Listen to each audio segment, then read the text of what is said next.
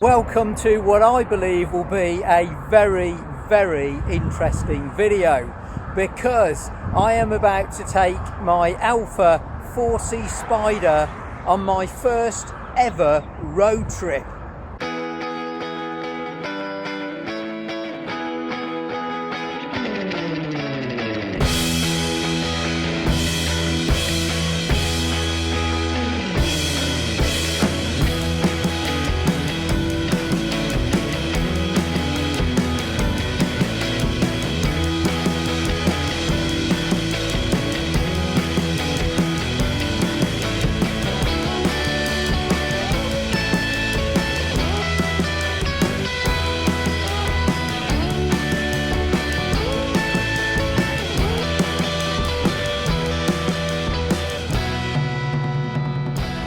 Now, on this road trip, I'll be doing over 1,000 miles, and I reckon by my calculations I'll be sat in this car for at least 30 hours. So I'm going to really get to know this car extremely well, and I think it's going to be one of those experiences a bit like taking your girlfriend on your first ever holiday. At the end of it, you're either going to love her or hate her, and that's where I'm going to find out whether I really do love or hate this Alfa 4C Spider. Now, before I do anything else, the first thing I want to do is say a big thank you to the messages I've had via YouTube from people who have sent me messages encouraging me to do these videos on the Alfa 4C. There are a few people out there. We're not talking thousands like we are with some YouTube videos, but it's enough to keep me motivated to keep doing these videos. Now, I've only done 20 miles so far, but I want you to just have a quick look at some of the challenges if you're going to use an Alfa 4C Spider for a road trip. So, here is the luggage compartment, and as you can see here, we don't have a heck of a lot of room for luggage. In fact, all I've got here is a laptop bag, an overnight bag, C-Tech charger just in case, and a tyre inflator. That's pretty well it. So what that tells you is, as you can see, there is only enough room for luggage for one person. The other question, of course, is where does the roof go then if you've got all your space used up by luggage? And that's luggage for just one person. Well, here. So as you can see, I've had to put my camera bag, and the roof fits quite nicely actually in the footwell. I don't know whether you can see that, but there's the roof in the footwell. So as you can see, it's a bit of a challenge. I've reset the trip meter, so I did that at the start of the journey. So the great thing about the trip meter in this car is it tells you not only how far you've gone, it tells you also how many hours you've been driving for, and it also gives you things like the average MPG that you've done and things like that, which is a great advantage over the Lotus that I had before, which had none of those features. The other thing with this car as well, I think, which is going to help over the Lotus I had, especially doing a trip like the one I'm now embarking on, is these seats are a lot more comfortable than the ones I had in my previous Lotus Exige. So hopefully they're going to remain comfortable. We're about to find out. What's this road trip all about? Well, I got a chance to actually take this Alfa Romeo up to Scotland. I had an opportunity in my calendar, and I thought I'm going to do it while I've got the chance. It's a chance to actually get to know what this car really is about. You see, I've been lucky enough to have a number of very exciting cars over the last 20 years. I've had several variations of Porsche 911s, all of which I got bored with, by the way, but several variations of Porsche 911s. I've had 2 Lotus Esprits and a number of other different Lotus models, 3 Lotus Exiges, a Lotus Elise, and of course now I'm in this Alfa Romeo 4C Spider. But I have to confess that having had all of those cars, I've never actually done a road trip in any of them. So this is going to be a massive jump. First of all, I've got to get myself to Scotland, and it's going to involve a pretty long slog of over 7 hours sat in this car and over 400 miles. But why am I going to Scotland? Well, the reason for that is I'm heading for the old Scottish military road. Now, why am I going for that? Because I read in Evo magazine over 4 years ago an article where one of their writers took a rare Aston Martin Zagato on the old Scottish military road, and some of the pictures and the write-up on that road really inspired me to someday give it a try. So I'm going to stay overnight tonight in Scotland, get up in the morning, good strong cup of coffee, and then go for the old Scottish military road. Then I'm going to go to the top of the Cairngorms, and that's right to the top, which is about 88 miles, and then I'm going to come around the west side of the Cairngorms and come all the way back down again, and that's where I'm going to do another overnight stay in Scotland. The following day, day 3, I'm going to drive back down through the Trossachs back into England, where I'm going to go over the Pennines and what's known as the roof of England. And then I'm going to go through the North Yorkshire Dales, and I'm going to be staying overnight in North Yorkshire, and from there on day 4 head back home again. So I've got a pretty, hopefully spectacular journey ahead of me that really will test this Alfa Romeo 4C out. It'll also test me out in terms of my driving skills. I've still got almost 5 hours still to go to get to my destination. That's a hell of a long way. So I'm going to listen to some downloads that I've done, some podcasts, and one of those podcasts is JM on Cars, JAYEMM, James Martin I think it is. And I do, if you're into cars, I do suggest you have a watch of his channel or download and listen to his stuff. James is, to me, a walking or driving encyclopedia of cars. Feel free to listen to this one as a podcast, or put it on in the car on the way to work, or just listen to it in the background while you're, I don't know, making some tea or doing some tidying or the gardening or whatever. I'm going to chat for a little bit. I want to talk about Aston Martin, a brand that I think holds a special place in the heart of many British people. And let's talk about their recent rebirth, I suppose you could almost call it.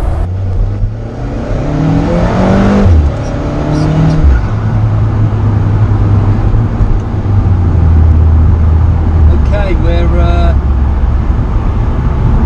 just north of Newcastle, and the sat-nav's taken me off my route, off the main road, and onto a B road. It's the first time it's taken me onto a B road since we set off over 200 miles ago, and it looks a pretty good one. I'm not sure how well this is coming out on the camera, because this was a bit unexpected, but look at that! Look at these views already. We're still 151 miles from our destination, and this road and these views are already looking absolutely awesome.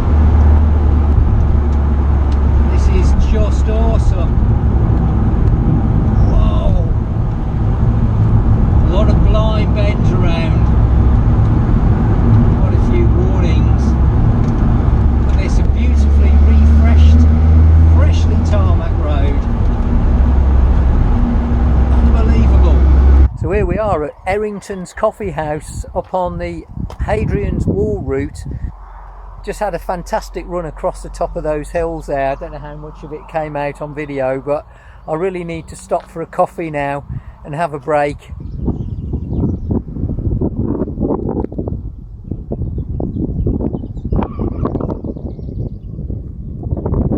It's now 3:30, so I've been on this journey for well over 6 hours, and I've still got another 3 hours yet to go according to the sat-nav before I get to my destination up in Scotland just north of Perth.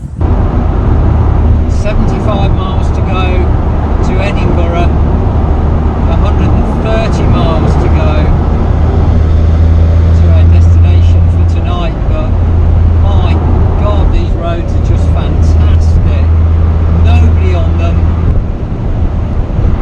Absolutely spectacular. This was so much better than taking the M6, I can tell you that.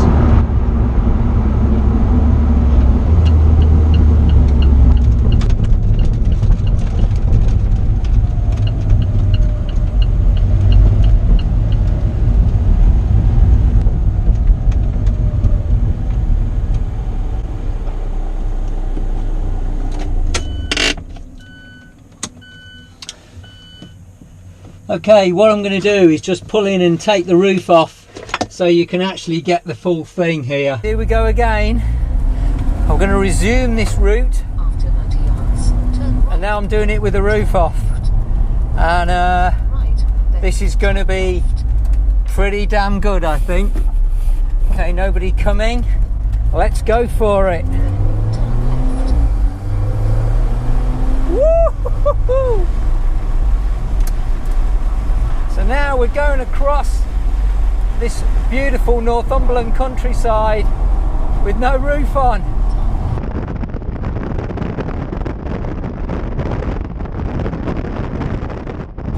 What a beautiful day. I think I'm going to get sunburned.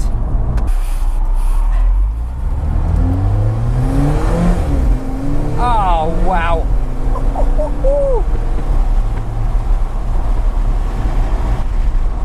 These roads and these views really are absolutely awesome.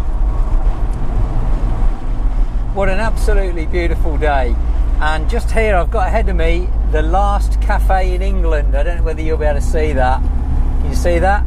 The last cafe in England. And it's closed. That's good. If that was the last cafe in England that we've just gone past, then that means we are very near the borderline of Scotland at last. After over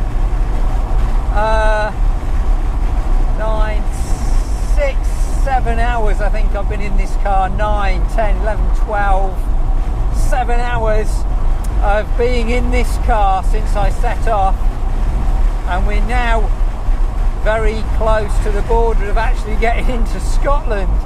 But even then, I've still got 130 miles, 127 miles left to go, according to the sat-nav.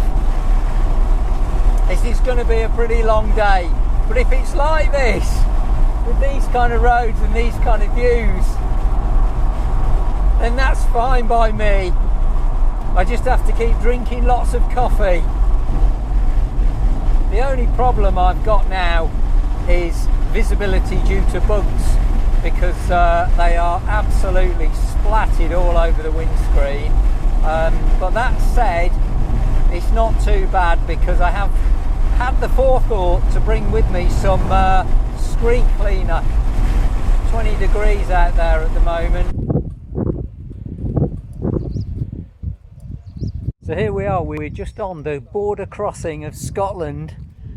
There's the flag up there, whether you can see that.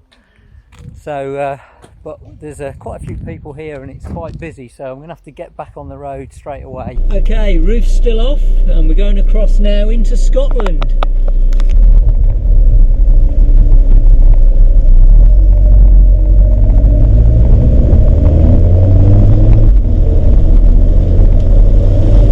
The roof off, a day like this, just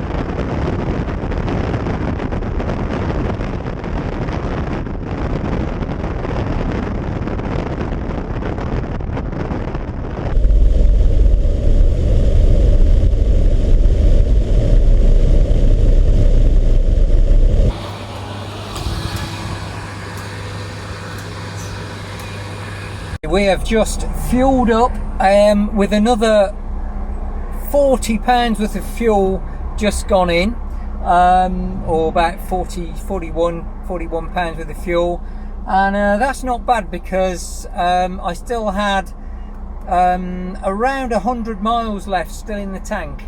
So to do that, get into Scotland, don't forget I put £40 worth of fuel, 42 before I left.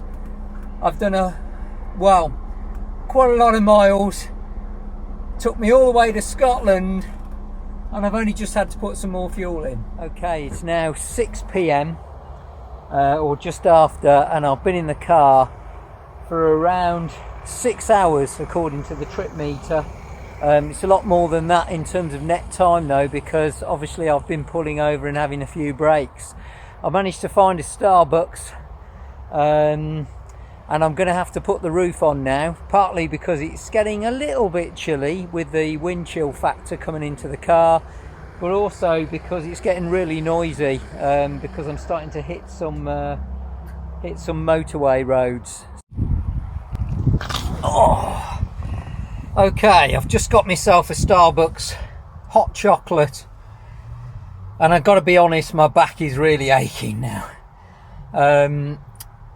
But I can't think of any or many cars that I've ever had where after spending a solid 6 hours sitting in and driving them that you wouldn't get backache, to be honest. So I'm not really going to hold it against this car, because I think if I were to drive my X5 even with its lovely big plush seats for 6 hours, I'm pretty sure I'd end up with backache. But we've got to press on. I've got to get to this hotel. It's now looking later than ever when I'm going to arrive, so we're going to press on and get to the destination.